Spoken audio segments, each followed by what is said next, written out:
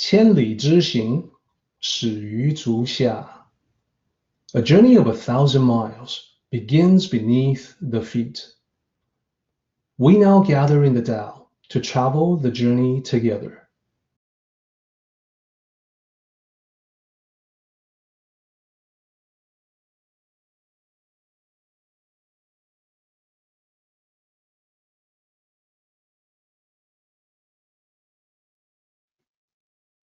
Welcome once again, everyone. We are about to delve into the Daodejing.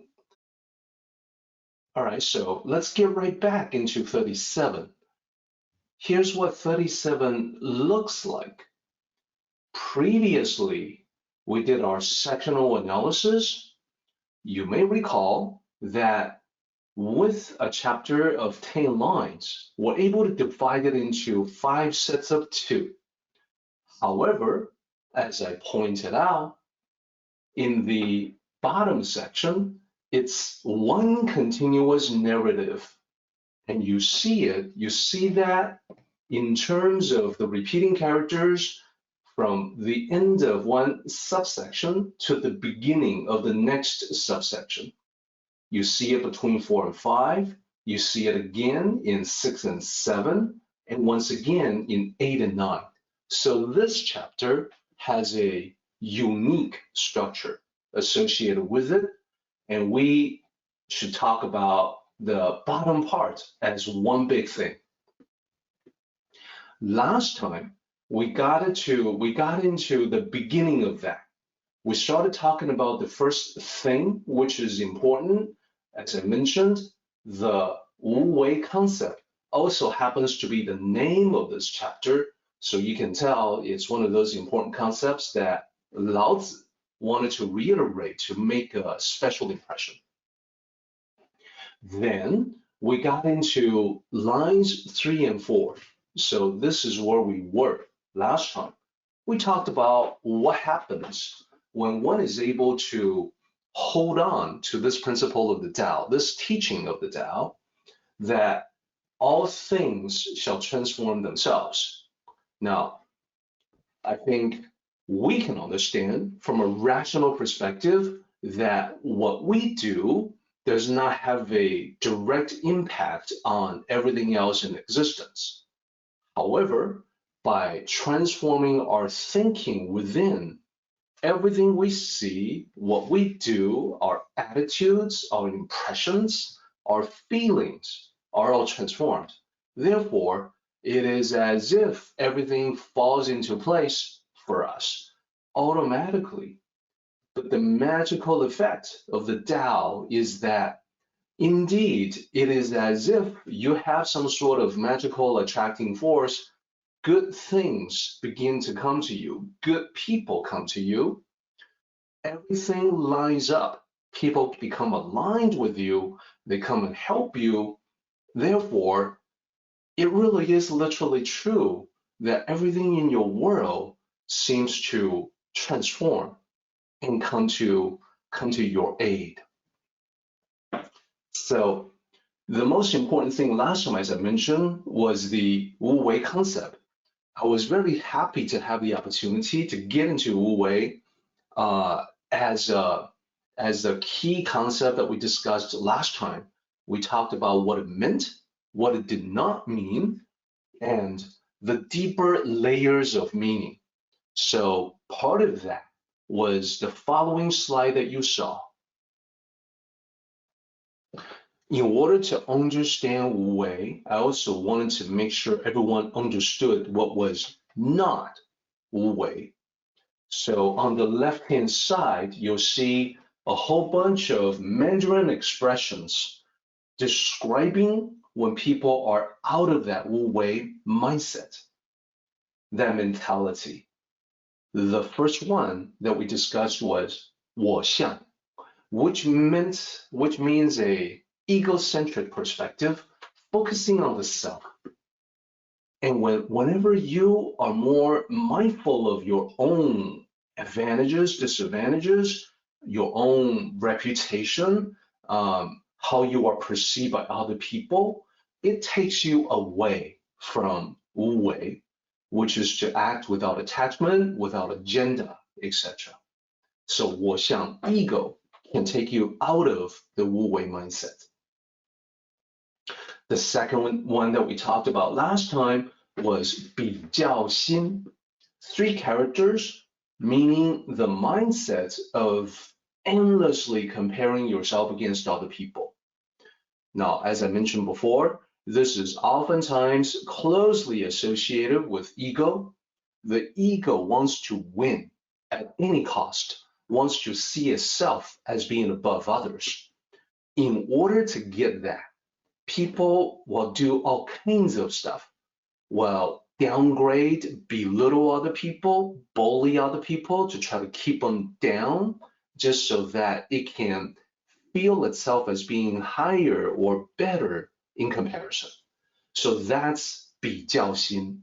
It's related to 我相, the egocentric perspective. And then there's also 得失心, which is a little bit different. This is the mindset of gain and loss. Whenever you are worried about what you are about to gain or lose, especially in terms of material possessions, your social prestige, your reputation, your perception for other people, will you be gaining a good reputation? Will you be losing your good name, etc.? Those concerns also take you away from the Wu Wei mindset. So we went through these last time, so I'm not going to spend a whole lot of time on it. Instead, I want to take us back to where we ended so we can continue our discussion. So as I mentioned, we were at line 4. All things shall transform themselves. As I talked about last time, this particular line, like so many other lines from the Daodejing, has multiple layers of meaning. So what I mean is that on the one hand, it can be advice to the king or the emperor. On the other hand, it can be advice to rulers or leaders in general. That includes you.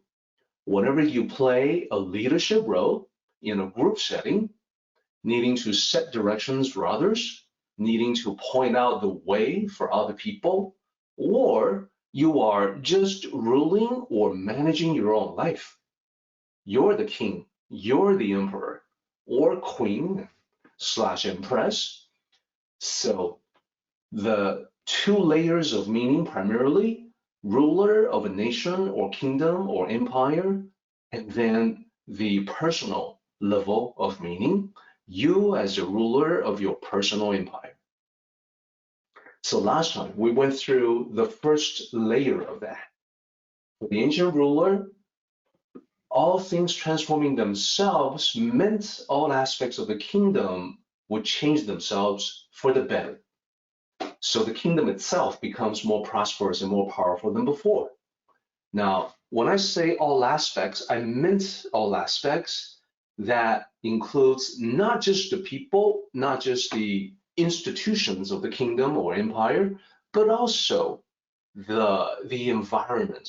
So I mentioned, for instance, that the weather would be favorable, that there would be a lack or reduction of natural disasters in the kingdom. And because of the weather being favorable, the yield of the crops will be bountiful. The harvest will be great. And this indirectly contributes to the prosperity in the kingdom and the happiness of the subjects. So that's one part of it. That's the middle bullets that you see there in the slide. The bottom bullet there is that, most importantly, all the subjects will come into alignment with the ruler, so the whole kingdom can be united as one, speaking with one voice, acting with one will, becoming unstoppable. So my challenge for everyone last time was to map these ideas to your personal life. What does it mean when you hold on to the message, the teachings, the principles of the Tao? Put them into your life, apply them in day-to-day living. What happens? Well, For you, all things shall transform themselves as well. So one part of it, all aspects of your life will improve.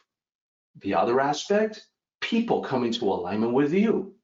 So that was my challenge for you from before in this slide that we went through last time. So now let's get into the slides that we didn't talk about last time. This is going to be all things shall transform themselves apply to your life. So I think you can already figure it out, especially if you've been hearing these talks for some time. You know how this works. For you, all aspects of your life begin to change themselves for the better, thereby making you a more prosperous and powerful individual than before. So this includes things that you have direct control over, you know, the work environments that you set up for yourself, for instance, your relationship with other people, how you act, how you talk to them, but it also includes all other aspects that you might have thought was beyond your control. So things just happen. Events, situations all become favorable to you. They seem to transform themselves so that you can live your life better, that things run more smoothly, obstacles disappear, and more importantly, the second bullet, the people in your life come into alignment with you. And this is everybody. This is family, friends, co-workers, acquaintances, everyone. So some of them may work closely with you on important projects. That is, projects that are important to you. Some may provide support for your cause. Again, a cause that is near and dear to your heart, a cause that is important to you, and so on. Their assistance and encouragement make you feel unstoppable, just as the subjects coming into alignment with the king makes the kingdom unstoppable. People coming into alignment with you, helping you, supporting you, cheering you on, encouraging you. Yep, they make you feel unstoppable. So this actually happens if you follow this Tao correctly. This is guaranteed to happen to you. So one of the important things that we have to do today is to make sure that you understand exactly how this works, so you can have it, you can have this unstoppable feeling and the alignment with everything and everyone in your own life. So this is partly what is so important about chapter 37. Not only is it the end of the Daodejing, the book, the classic about the Tao, but it is also a powerful recipe for what I call successful attainment of anything. That includes things that are material in nature and also things that are spiritual in nature. Whatever attainments you have set for yourself as a goal, this chapter, when you understand it well, is going to help you get there. So I'm so happy and glad for this opportunity to go through this chapter in detail with you. I think it is of great value.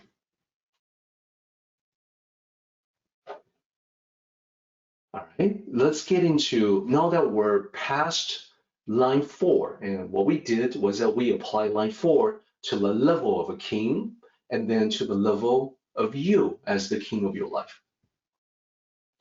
So we're ready now for line 5. Line 5 says, transformed, yet wishing to achieve. What is that? Okay, let me highlight that line, and then we dig into this in greater detail. So here's what happens when you hold on to the Tao and you attract people to you, or things come into alignment with you, and everything comes together wonderfully, and it looks like there's this great positive energy about to propel you forward. What happens then? Well, in one particular way, it can be both positive and negative. So here's what I mean. When people come into alignment with you, and there's a clear objective before the team. So remember, people are coming to you in support of your goals, your worthy projects, your cause. So for you and everyone else, you become a team. And if there's a clear objective before the team, everyone is excited and eager to proceed. Everyone is chomping at the bit. It can be very easy to be overtaken by the enthusiasm that you generate as a result of this alignment. So there is then a tendency to rush ahead, to charge forward. Very natural. So this is all sort of a natural consequence of what happens when you hold on to the Tao. But then you need to continue to observe the Tao and control and manage this positive energy. So take a look at this bullet here. This tremendous energy, this is perfectly natural, but if it is not skillfully directed, it can cause initial stumbles as the team rushes to get up to speed. It's the same if you are just running your life and not leading a team. When you feel everything coming into alignment, you feel that sense of excitement. You want to charge ahead. You want to do things. And you may be reaching out in many different directions. Oh, I can do things about my health. I can be more fit. I can engage in exercise. I can engage in programs that will help me improve my mind. I can learn so many different subjects because things are now coming into alignment with me. I can learn about this. I've always wanted to do that. I can pick up a new language. I've been wanting to do that. I can learn to play a musical instrument. Wow, that would be so cool. You've got tremendous amounts of energy about to head off in all different directions. If you don't put that in check, you're going to be scattered, and then the energy will dissipate. So here, Lao Tzu is saying that, great, now you have gathered up all this tremendous amount of force. Now you want to use it wisely. So that's what this is. So take a look.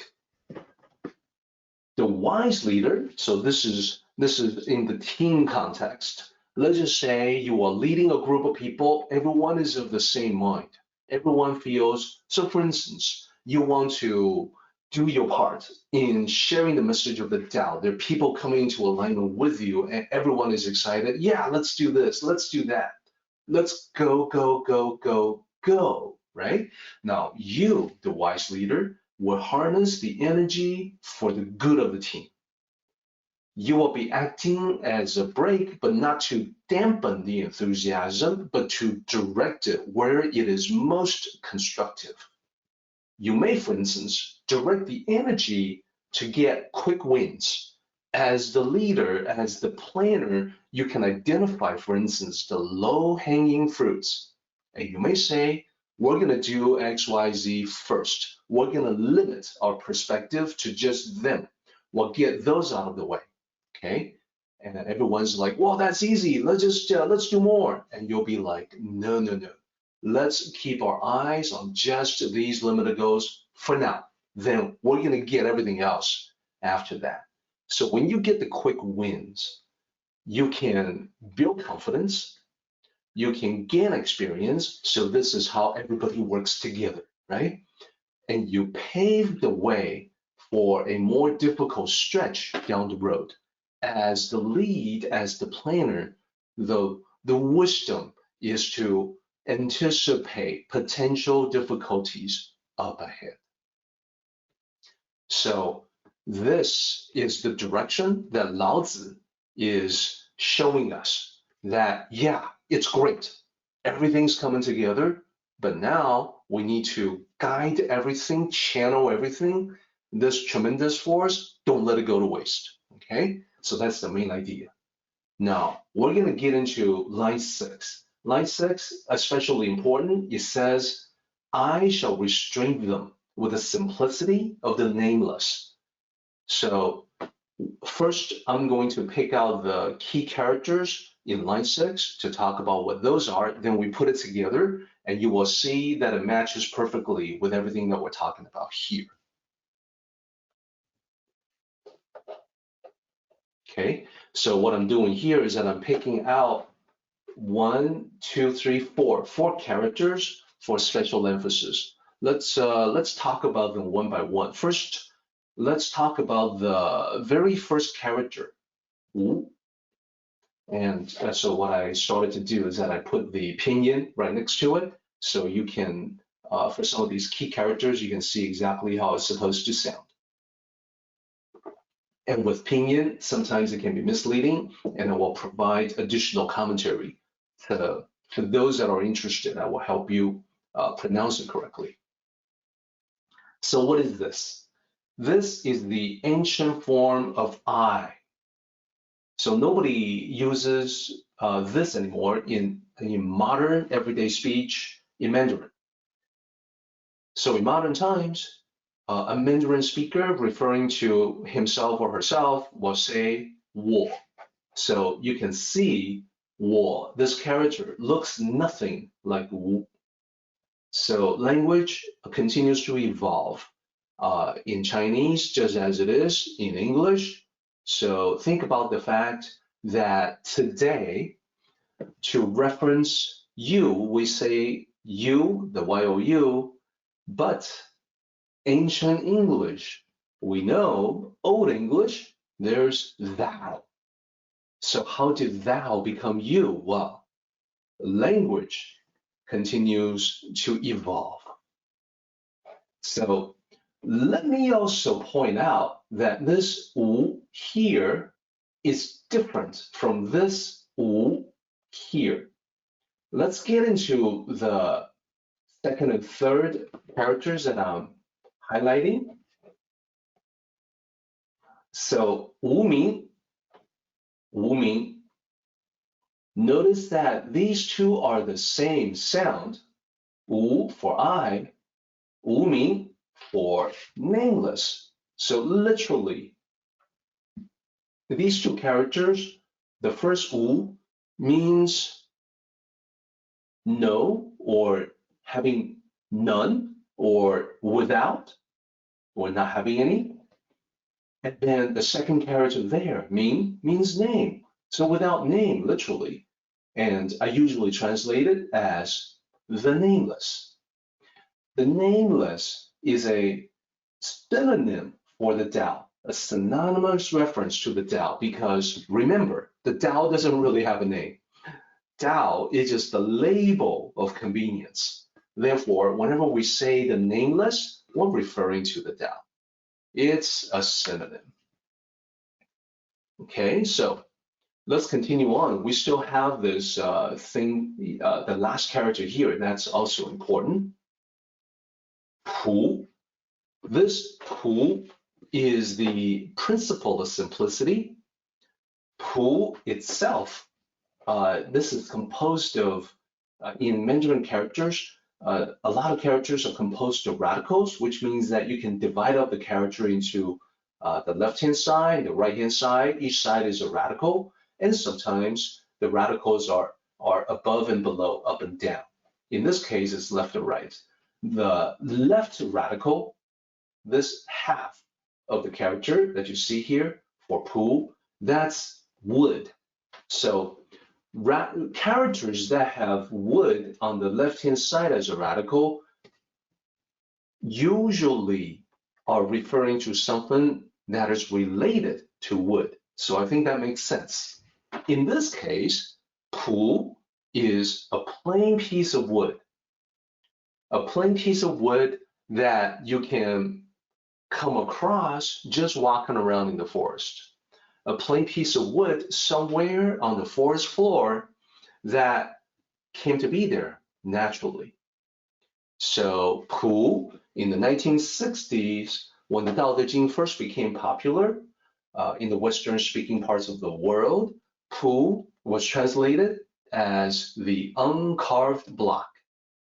So I mentioned previously that uncarved block, although it's become a popular translation, it's a little bit problematic because a block implies a piece of wood that's been shaped into a block, whereas the actual pu is just a piece of wood, not necessarily in the form of a block, just a piece of any shape, block or otherwise.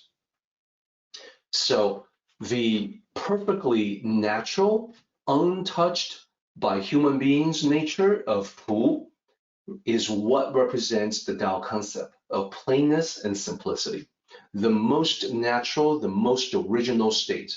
So oftentimes, pu is used to describe the nature of a human being when that human being is still an infant, just having just been born.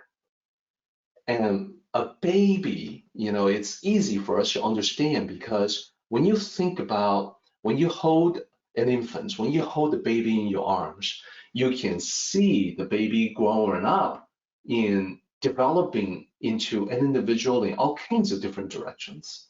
So the baby, the infant, is the state of maximum potentiality, so many possibilities. And you and I used to be infants, so we used to embody that particular state. As we grow older, that infinite potentiality begins to narrow down into specifics. So when you were little, perhaps you were interested in creative endeavors. As you grow older, you further refine those preferences into perhaps the arts, perhaps music, maybe creative writing, whatever the creative endeavor happens to be for you. So you become ever more specific, similar to a plain piece of wood being worked on, being shaped or cut or carved into something specific. Maybe a tool, maybe a vessel, maybe a bowl to hold something, maybe a figurine of the Bodhisattva, etc. So that's pu. So let's tie it all together. 无名之朴, the last part of it, is the simplicity of the nameless. Now, I think it makes sense. 之, the character in the middle, is the apostrophe s. So 无 means simplicity, or 无 means plainness, and then you flip it around, then it becomes the simplicity of the nameless. And if you want to be elaborate, you could also change it to the simplicity and plainness of that which is without a name, meaning the Tao. So that's kind of long-winded, but it would actually be a legitimate translation. Let's continue on. So I want to lay out what I just said about the 无名之朴. As I mentioned, without name, so I'm basically doing a literal transcription here, character by character. 4 characters, starting with without, and then name, and then the apostrophe s, and then simplicity, and keep in mind that it could also mean plainness. So the meaning, the simplicity and plainness of the nameless Tao. Yep, so that's exactly what that is, and now you know exactly what it means. So let's plug it back in to this entire line. I, remember that's the ancient form of I, shall restrain them. That is, the people who are full of energy and want nothing but go, go, go, right? Restrain them with the simplicity and plainness of the nameless Tao. Now you know exactly what that means. Thus, when managing a high energy team, especially at the outset, when everyone wants to charge ahead, the advice from Lao Tzu is to keep it simple. Keep it simple and plain. That way, you can direct the energy of the team for those quick wins that I talked about. So keep it simple. Derek, what do you mean by that? What do you mean by keeping it simple? Can you be more specific? Yes, I can. It means that you stick to the basics. You build the fundamentals, okay? You want to have a solid basis for elaboration later on, and you must insist on first things first. So when a team comes together, or when things come together in your life, it is very likely that you will be able to identify there are so many things to do. There are so many things that the team can do and do a great job on. It's hard to figure out any particular direction to head into first. It's the job of the leader, the ruler, you, to weigh through the complexity and then come up with something simple. Identify just a few that you can do, the few that you can get out of the way, the basics. That's what we're talking about. How do we do that? How do we look at all the complex things, all the many things that we can do, that we can get into, and then sift through them to identify the important things to focus on first? Well, there's a few different ways to do that. I want to highlight a couple of methods.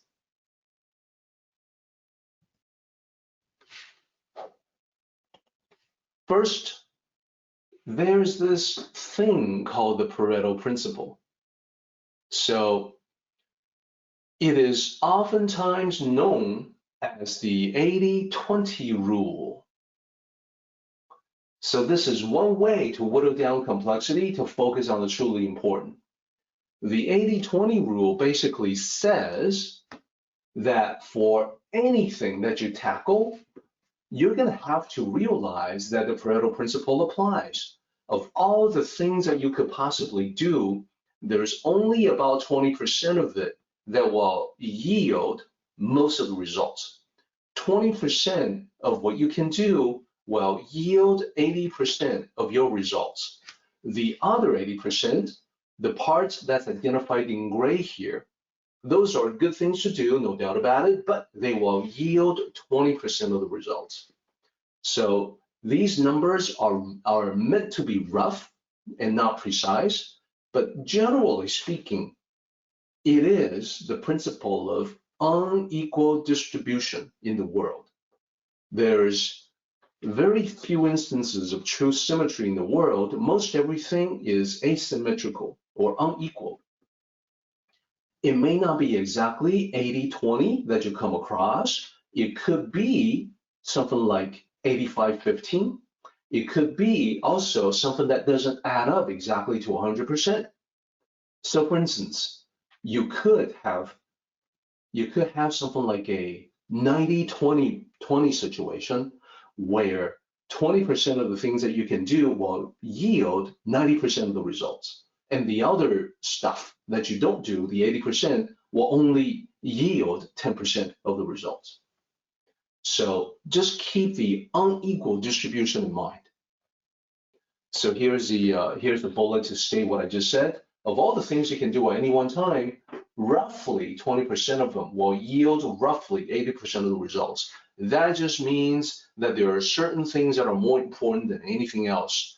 And not all things that you can do are equally important. There's always unequal distribution. All right, so you can keep applying this until you end up with the one most important thing you have to do next. So let me keep it simple and explain. And I'll use a very simplified example. Let's just suppose at the beginning, there's 100 things that you can do, or 100 things so this applies to both living your life and leading a team. So maybe there's 100 things that the team can take on, or when it comes to managing your own life, this could mean that when you have all this energy and people coming together and things falling into alignment for you, there's 100 things that you can do, 100 things that you can get into to improve yourself, to learn, to get into. That could be a lot of fun. So 100 things. Now, in the simplified example, only 20% of the 100 things, 20 items out of 100 are going to be way more important, are going to be several times more important than the rest, the 80%. So as you look at the 100 things, either for yourself or for your team, you're going to want to start picking out the 20% that will make the most difference or more of a difference than the other 80%. So let's just say that you are proficient with this process. So very quickly you identify 20 things. Then what you're going to want to do is that you're going to want to apply the Pareto principle again to the 20%. You're going to want to look at the 20% of the 20%. So that means out of the 20 items that you have identified, there's going to be 4 of them that are more important than the rest, the 16. So picking and choosing the 4 items there gives you the Pareto of the Pareto, the 20% of the 20%. Then after that, and this is going to be easy, when you have only 4 items, it will be easy to identify the one of them that is more important than anything else. So look at what you have done. You have whittled down the complexity of 100 things to do to a list of 20, the important stuff, and then a list of 4, the most important stuff, and then the one thing that is the most important of all. So that's how you apply the Pareto principle. Now, I want to talk about a different principle. The Pareto principle is entirely Western in origin. It's excellent. I use it all the time. I regard it as part of the Tao.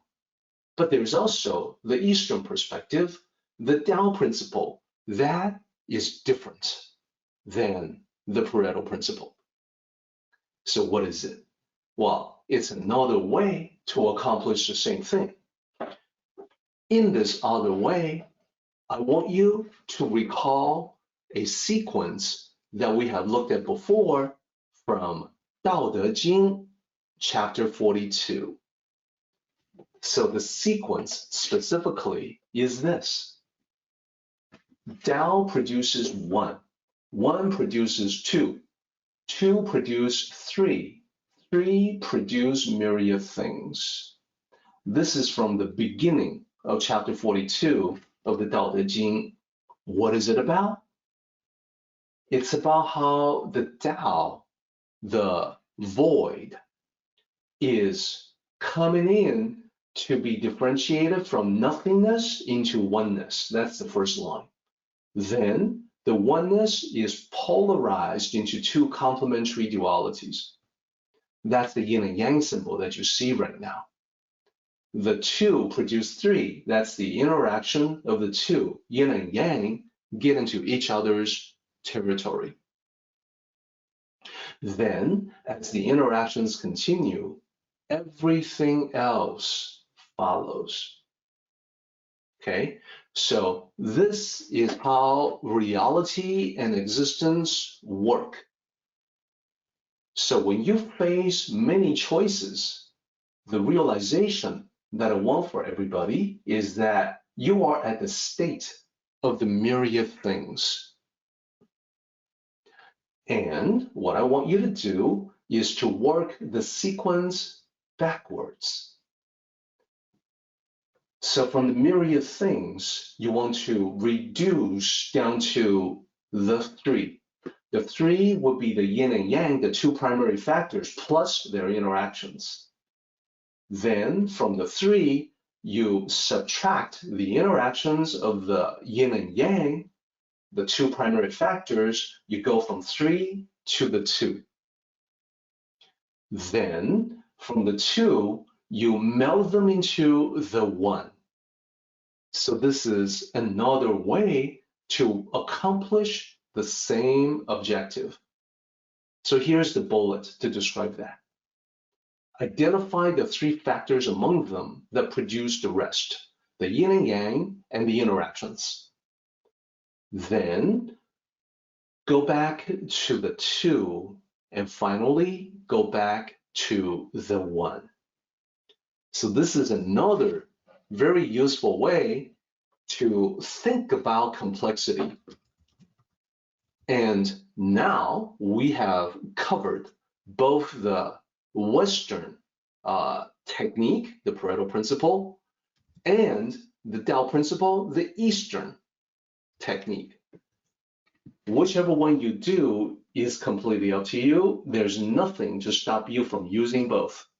Whatever is the most convenient, most helpful, go with that or go with both of them and then compare your results. Either way, the idea is that you want to be able to stick to the basics, build the fundamentals, identify the one thing that is important, and then start doing that.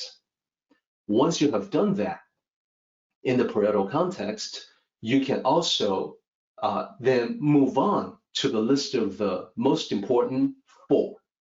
And when you have done that, you can then move on to the important 20 out of 100. And by that time, everything should be in smooth sequence, everything is effortless, and you will know exactly what to do for the rest of the complexity. Extremely useful, and I want you to keep these in mind as you practice the teaching of plainness and simplicity.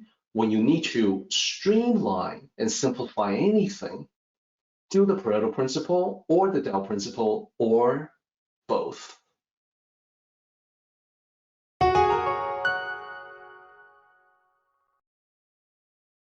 So as I mentioned, we are going to get into the rest of the lines in 37, starting with line 7. So line 7, particularly important because it's a reiteration, is exactly the same as the last parts of line 6. Simplicity of the nameless. So this is a repetition. So think about the context of this repetition here. We're at the end of Daodejing, the classic on the Tao.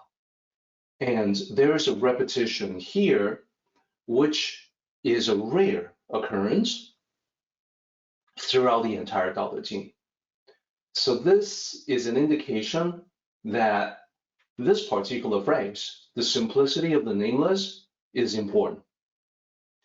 So I want to make sure that we explore every possible meaning of this. Indeed, keeping to the simplicity and plainness of the nameless Tao is a key to mastering this chapter. There's a whole bunch of associated ideas that I want to describe for you one by one. By the end of this, it should be crystal clear for everyone. First, I want to single out 2 characters. The last 2 characters in line 8, highlight those, and then explain those. 无欲.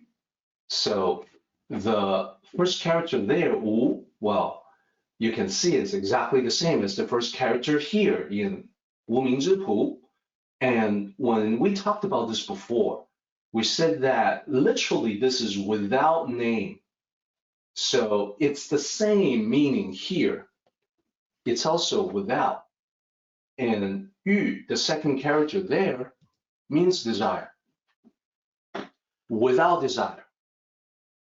Now, without desire has a slightly different meaning in the Tao context, as a later on, in later centuries, became associated with Buddhism. In Buddhism, without desire means the elimination of all desires on your way to nirvana, on your way to attaining enlightenment or the Great Awakening.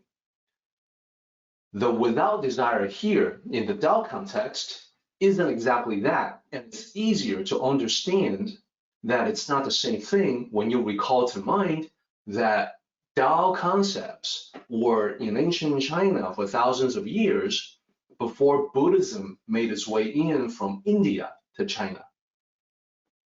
So even though the characters are related or similar, the meaning is actually quite different. Let me explain. What it means in the Tao context is the following: without extraneous, unnecessary, distracting desires. So to be without desires would be those specific desires that take you away from what you need to do.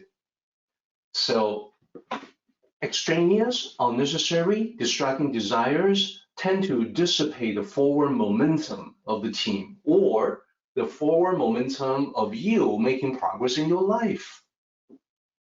That is why you need to have a method to stop yourself from giving in or be tempted by all these extraneous, unnecessary, distracting desires. So let me switch to the team context and use examples that we all know about, that everyone has seen. So specifically in the team context, I'll use sports. So the leadership role in sports, I would identify as the coach. So suppose you are the coach. You have a team of star athletes. So you can, for instance, think of yourself as an NBA coach, and you have a team of star players. So in sports, regardless of the exact sports that we're talking about, it is imperative for a team to maintain its focus. So you, as the good coach, as the wise coach, you know that it's imperative for you as you approach the team that, number one, you want to keep players away from the screaming fans, minimize distractions. Especially when you have an important game coming up, you can't afford to have your players be distracted by anything, screaming fans or otherwise.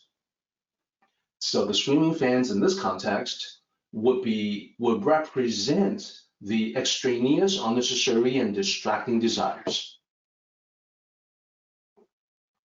And NBA players, NFL players, these star athletes, they all know about the potential dangers in being distracted by these tempting, seductive, screaming fans. Number two, the good coach, the wise coach, will remind his players to keep their mind on the game, their eyes on the ball. So the players know they should do this, but it's the role of the coach to constantly remind them. Because frankly, human beings cannot oftentimes hang on to the idea of concentration for a length of time, for any length of time. So the good coach, the one who's doing his job, will be coming in to remind everyone, hey, whoa, stop. Remember what you are here to do. And this goes into number three. The good coach will maintain team alignment by reminding everyone of the goal. So guys, remember what we're here to do. We're here to win. And it may change. The goal may vary slightly from one game to the next. Perhaps you are here to avenge a previous loss. Perhaps you are here to solidify your position in the playoff berths. So you may have a whole bunch of different goals, or perhaps your goal is the championship. And the reason. So the goal is the what. What are we here to do? The reason is why are we here to do it? You can easily apply this to arenas other than sports. You can apply this to your life. You can apply this to a group of people that you're working with.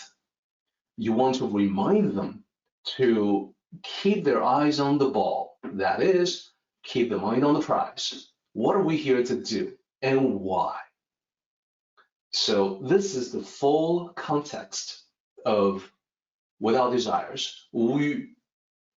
So not the elimination of desires as in the Buddhist context. There's oftentimes a little confusion in regards to that. Let's continue on. Very important stuff. So once again, we have a reiteration. The first two characters in line 9 are the same as the last two characters of line 8. So let's talk about this. Without desire, using stillness. It is only when you can be without the extraneous or necessary distracting desires that you are able to quiet down and attain stillness. So the same pattern works for you just as it does for a sports team. So we can use the metaphor of the sports team to map to things that are of personal importance to your life. I mentioned reaching playoffs to secure a playoff berth.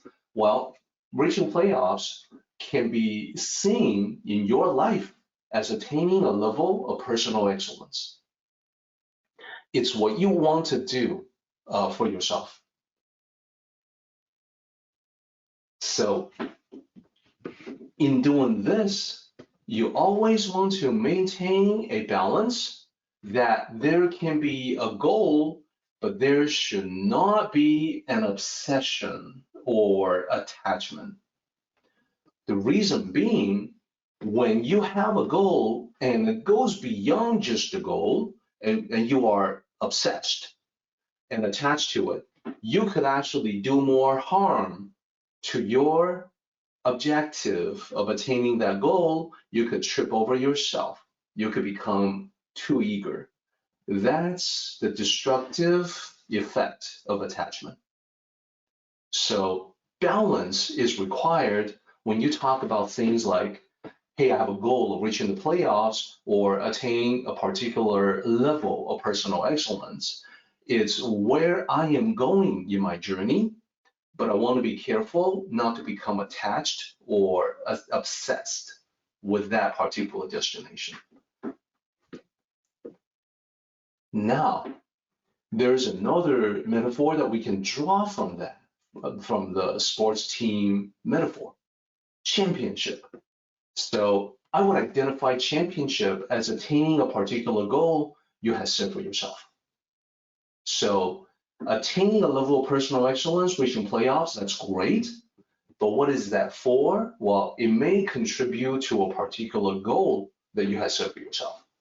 This can be different for everyone. I don't know exactly what your goals are for yourself, but you can use the metaphors here because the Tao is all about the universal patterns that apply everywhere.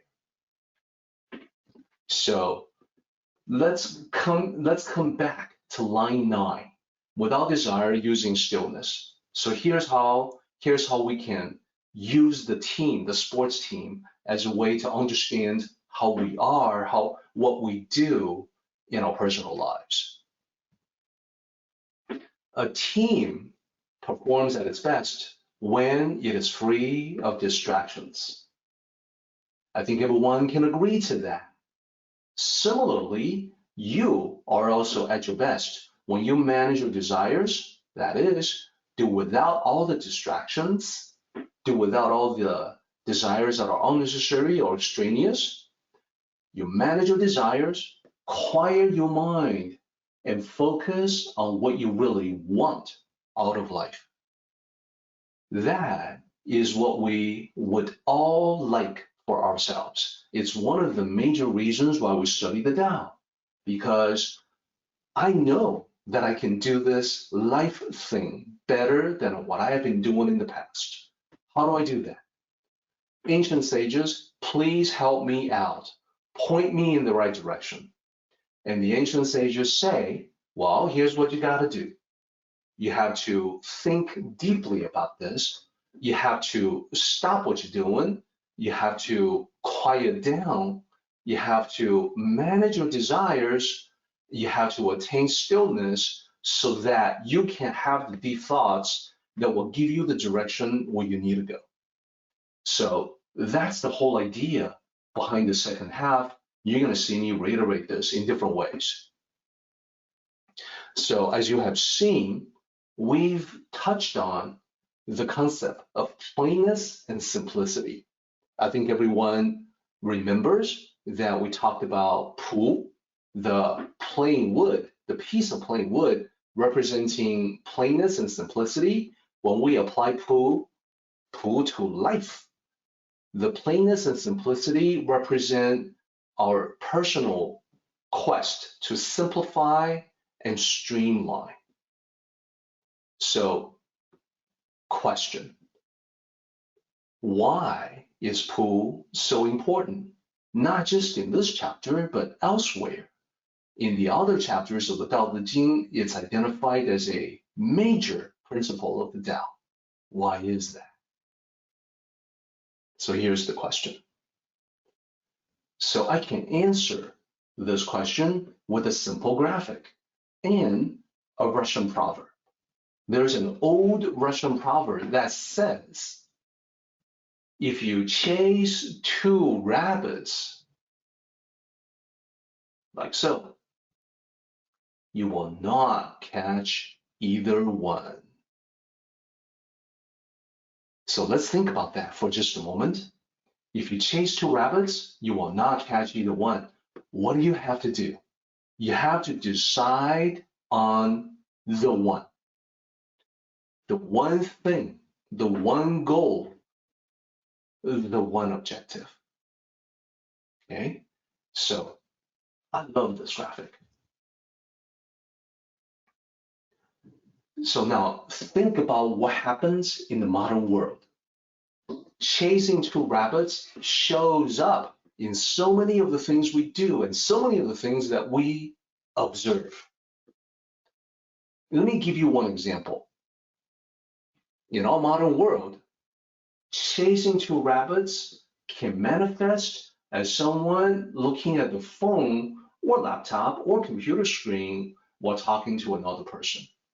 So this someone is not really paying full attention, but constantly being distracted by the extraneous, unnecessary stuff while carrying on a conversation. Indeed, a lot of times I observe this happening in person, in a face-to-face conversation. So the person who's doing that, talking, engaging in conversation, but also checking out the phone or the computer screen, chasing two rabbits. So immediately you can see that number one, the quality of the conversation will suffer, of course. And number two, whatever this person is paying attention to on the computer screen, well, he's not going to be able to devote his full attention to it because he's also trying to carry on a conversation. This can have a damaging effect on personal relationships, obviously. Here's what I also observe. There's a variation of this, which is not a face-to-face conversation. It happens when you're on a phone call and the person on the other side is supposed to be talking to you, but not in a face-to-face conversation, in a phone call. This person, while talking to you, is keeping his eyes on the computer screen or perhaps on a laptop or something else. Now, this person, as you see here in the illustration, probably feels like, well, we're not face-to-face, so the other person that I'm talking to, they don't know what I'm doing. But let me ask everyone this question. Can you feel the difference as you're talking to this person? Can you detect that as you're speaking and asking a question, there's a delay on the other side for the response? There's sometimes a request that the other person will say, sorry, could you repeat that question? Can you detect the difference and be able to tell when the response from the other side is maybe like a millisecond slower than it should be. So then let me ask you the following questions. Whether it's face-to-face or on the phone, if this was done and you feel it, you detect it, how would it make you feel? And definitely, if you want to type out your response, I can see it. You probably observe this frequently. And my friend Barry says, observe this all the time. This is such a common phenomenon in our modern world. People chasing two rabbits as you're engaging in conversation. And indeed, this is so common that I need to ask the following question. Were you the one doing that while talking to another person? Was this you? Were you being rude and inconsiderate? And as my friend Michael says, losing your focus, talking to someone else, but also checking out the screen. That's chasing two rabbits. Now, this is actually not the most, this is not one of the more severe examples. Here's another example. It can also manifest as someone texting while driving. So what are the two rabbits here? One is communicating by texting. That's one rabbit. You're chasing after that.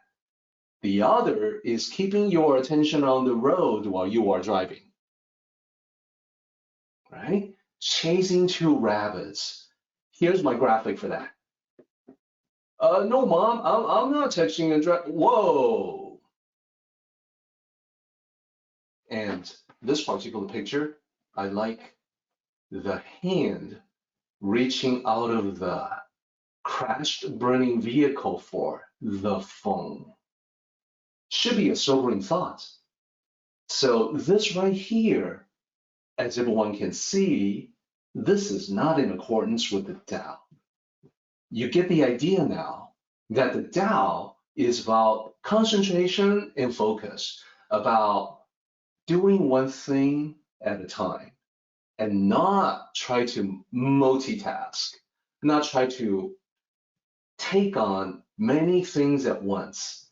Chasing two rabbits is one thing, but in our modern world, we chase more than two rabbits. We multitask. We chase several rabbits at a time. And we even take pride in that. So here's my graphic for that. For multitasking, in our world, we often see people multitask, and we also find ourselves doing it whenever we think it is necessary. True? I know it's true. I know that this is common. This is what I observe. This is what I think you also observe. So we multitask. We think it is a good thing. We think it is necessary. But I'm here to tell you that it's actually not a positive thing. In 2009, there was a study done on the effectiveness of multitasking on productivity, efficiency. So the finding was the very opposite of the hype on multitasking or the general impression on multitasking. What the study found was that in every case, multitasking consistently produced worse results. A multitasker really was the jack of all trades and master of none, seemingly very efficient, doing several things at the same time, but actually ineffective, producing work at a slower pace overall and of an inferior quality. So multitasking, not actually the Tao. So as I mentioned, we see this all the time. We see this everywhere because the negative aspects of multitasking is not well understood. It's usually seen as a good thing. So think about this. It often shows up in job ads as a requirement. Must be able to multitask. And many job applicants have it in their resumes as a skill. I'm really good at multitasking. This is what I offer. So what I want to do is to point this out. Number one, there's the illusion. The busy, productive professional. Now, behind the illusion, let's talk about the reality and why it's important to simplify and streamline. What is the reality of multitasking? Well, humans are not built for multitasking. Computers are. Humans are not. And the reason why we're not fantastic at multitasking like computers are is because every time you switch from one task to another, it takes a moment for your mind to adjust. You got to get back into the flow. You've been taken out of the context. Now you switch into a different context. You have to adjust your mind to it. That takes a little bit of time. It's also ineffective than maintaining your concentration. So you keep doing this, the mind becomes very stressed. And invariably, the stressed mind makes bad decisions or mistakes. That is why you end up producing poor quality work or find yourself having to redo part of the work. So, multitasking, trying to get many things done all at the same time, here's the reality: the burnout. Multitasking burnout. So, this is why the Tao is never about taking on many things all at once. In this context, 无名之朴, the simplicity and plainness of the nameless, is about focusing on the next most important step. This is why when everyone is ready to charge, that you have to restrain them and restrain yourself with 无名之朴, the simplicity of the nameless. You have to identify just a few focus areas to concentrate on. So let me be specific about that. Let me move that to the top, the next most important step. So let me talk to everyone about how we determine importance. What does it even mean? I especially want to talk about this in the context of your life. What is important in your life? How do you determine this thing called importance? I have a suggestion for everyone on how to think about this. And I want to encourage everyone to think about this on your own. So here's the method. Here's the analogy, the metaphor. Think of juggling as a metaphor for life. Probably not difficult because a lot of times as we talk to people, we say that. We talk about being busy and we talk about, oh, I'm trying to keep a lot of balls up in the air. I'm juggling quite a few things right now. I'm keeping the plates spinning. We talk about this in different ways. But juggling should be a familiar metaphor for running a busy life. You've got quite a few balls and you're keeping them all up in the air. So let me bring in a graphic for that. So what I want to do is that I want to put a name to these balls. So you can see in the graphic, we've got 6 balls. And juggling 6 balls, keeping them all up in the air is the metaphor for life. So what are the 6 balls? Well, I can think of 6 areas in life that we could be talking about. Let me name them for you one by one. Well, there's a ball called work, and there's a reason why I do that as the first one. I'll come back to it. So there's also family, and we a lot of times talk about the work-life balance. So family is the other important thing to balance with. Then there's friends. There are friends who are not family members, they're friends, and friendship is important. Family relations are important, so it's another ball that you juggle in life. There's health, there's you. There's your health that you should not neglect. And then beyond the physical body, there's what you do. Integrity. Can people take you at your word?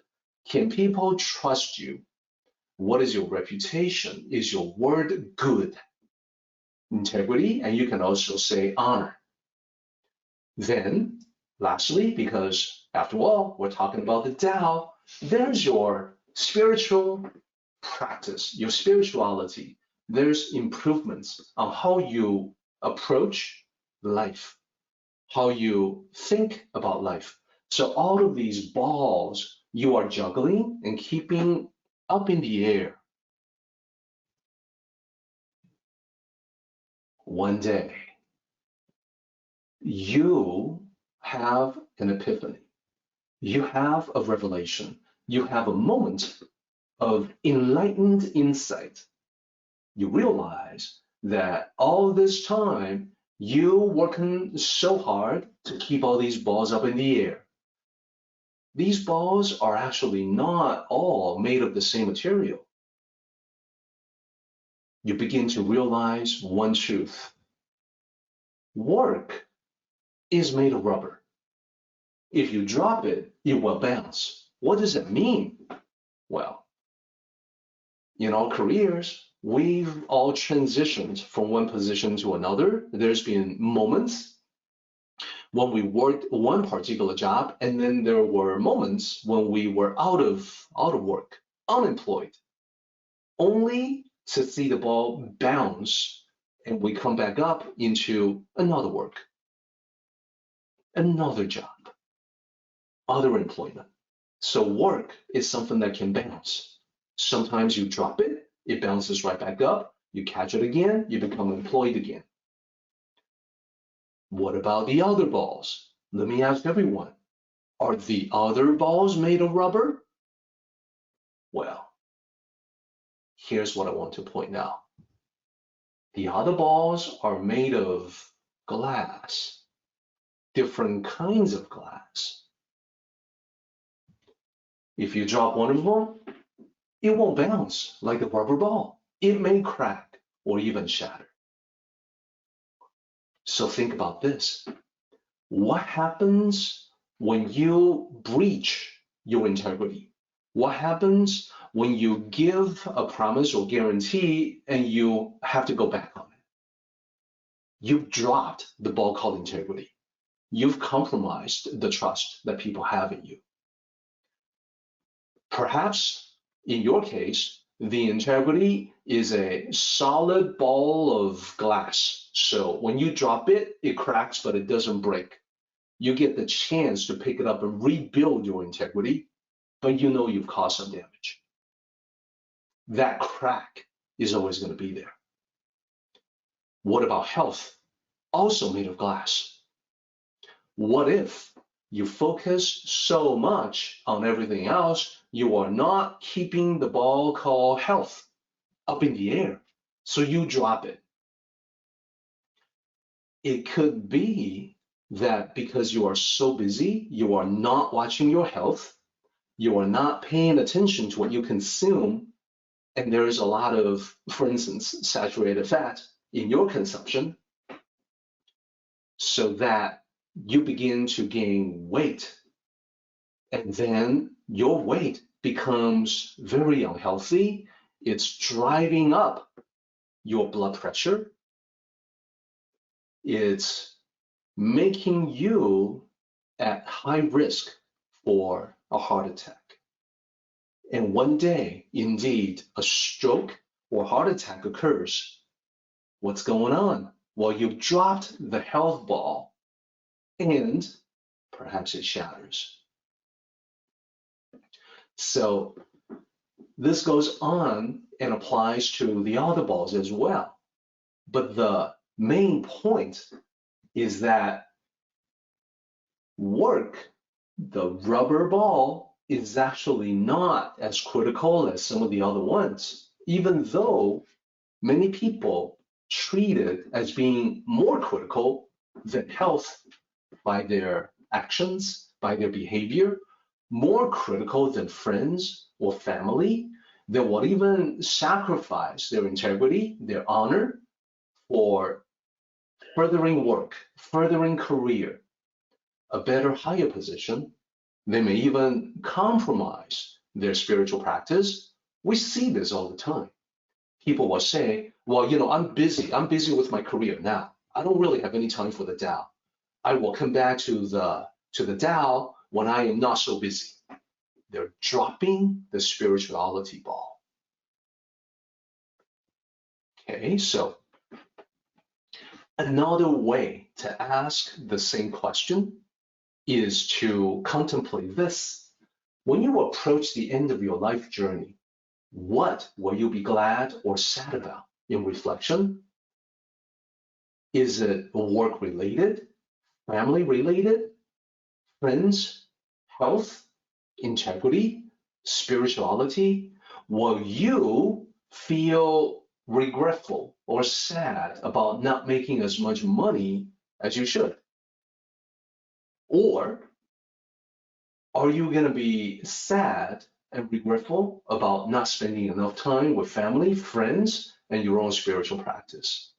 I hope that when you approach the end of your own journey, that you're going to be looking back and you're going to be on the second bullet, feeling happy about, hey, I did what I need to when it comes to work, but I allocated the time that I wanted with my family, quality time with friends, quality time with myself in my own spiritual practice.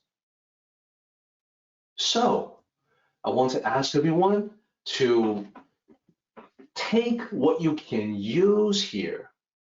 Use this idea to help you develop your sense of priority in life.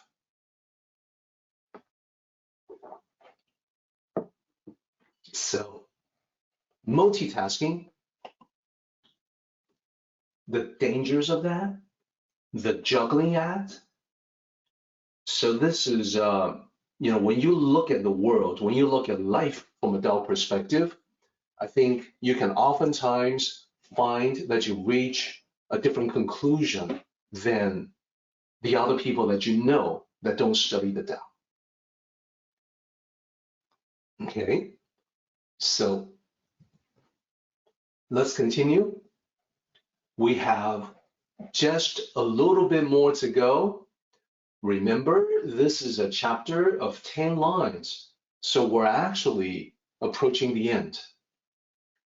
There's a very important part at the very end that we're going to talk about. But first, I want to talk about line 10. The world shall steady itself. 自定. First, let me share with you how it sounds. 自定. And in the pinyin romanization, it's probably going to lead to slight mispronunciation. People might say ziding. Well, that's close, but not quite. It's 自定. And remember, it's not ziding. Okay, that's 自. So what does it mean, the two characters? The first character means self. The second character means steady. Steady, ding, is the last character in line 10, which means it is the last character in Daodejing 37, which means it is the last character in Daodejing, the classic on the Tao. So it has a special importance. First of all, let's talk about 自定, what it means. It means to naturally transition from chaos to a state of peaceful, orderly progress. So, it means slow and steady. Think about constantly flowing mountain stream. And the other one that Tao masters like to use is the race between the hare, the rabbit, and the turtle or the tortoise. So slow and steady is the way of the turtle. It's the way of the mountain stream. It's the way of the Tao.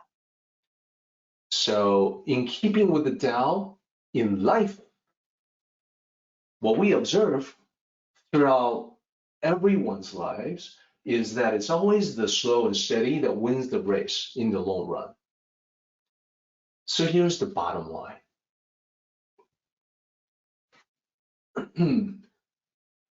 This is advice from Lao Tzu to avoid having a worthy endeavor become a flash in the pan, that is, something that suddenly flares up and may be brilliant as it is flaring up, but cannot be repeated or sustained.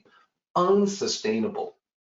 That you want to keep it going at a steady clip.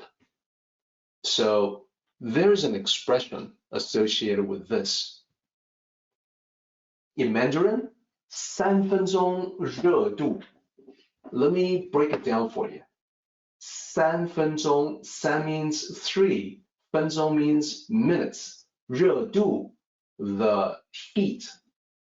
So overall, what it means is like, this is the Mandarin equivalent to a flash in the pan.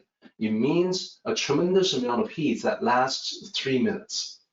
It means like the initial burst of excitement and enthusiasm that don't last long, that dissipate into nothingness. So this is why I say it's never a good idea to run wild and tire yourself out. It is more in accordance with the Tao to take steps in a steady pace and let the modest progress each day add up to an impressive distance over time. And this is the last line of the chapter. This is the importance of 自定. There's actually a lot more to say about this, and I'll talk about this next time. For now, though, I had planned for today's talk to be an hour and a half in duration. So what we need to do now, and I know time flies, it doesn't feel like a whole lot of time has passed, but we have to now jump to the summary. The summary comes in two parts. I want to first share again with everyone the summary for last time. The summary for last time represents the first half of 37. It's the most important thing that we can get out of the first half. And you may recall that it was this. The first two lines of 37 is 道常无为而无不为. It means the Tao is constant in non-attached action, in non-action, meaning non-attached action, and there's nothing that it does not do. 道常无为而无不为. This is often in Mandarin, in Chinese culture since ancient times, this has often been abbreviated into this phrase, 无为而无不为. This is because the original saying, the first two lines of 37, apply to the Tao. There's nothing that the Tao cannot do.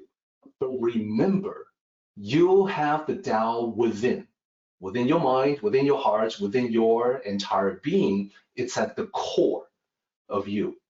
So what applies to the Tao applies to you. So when it's abbreviated into the 6 characters, 无为而无不为, it refers no longer to the Tao, but to you, or to the Tao in you.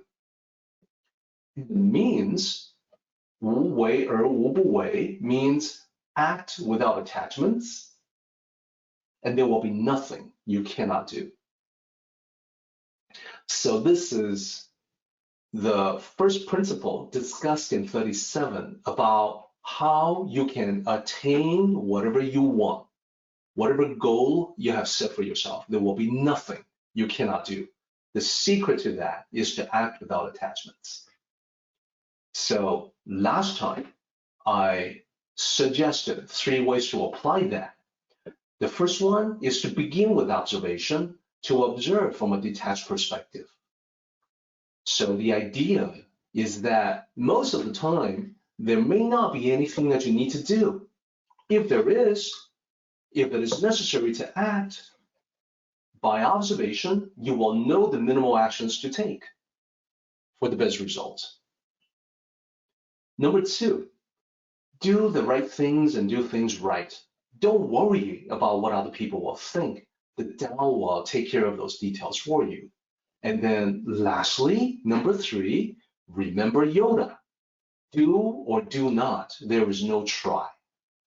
No half measures, no half-ass attempts. Commit to what you ought to do. What you know you ought to do in life, commit to what you know you should commit to. The worthwhile endeavors. So this is a reiteration of the key concepts from last time, the summary from our last session. Now let's talk about today's summary. More concepts from 37.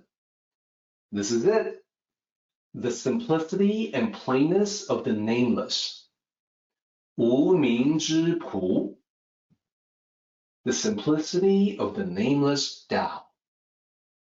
So you have heard a lot today about juggling many balls, facing complexity, needing to whittle down the complexity into a few items, and finally to the one thing.